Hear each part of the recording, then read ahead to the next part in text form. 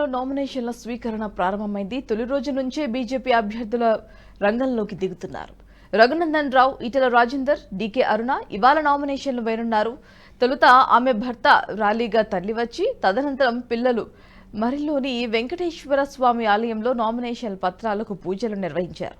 BJP పాలిత రాష్ట్రాల ముఖ్యమంత్రులు, కేంద్ర మంత్రులు ఇందుకు హాజరు కానున్నారు. ర్యాలీలు, సభలతో అట్టహాసంగా నామపత్రాల దాఖలు చేసేలా కమలాదళం కార్యాచరణ సిద్ధం చేసింది.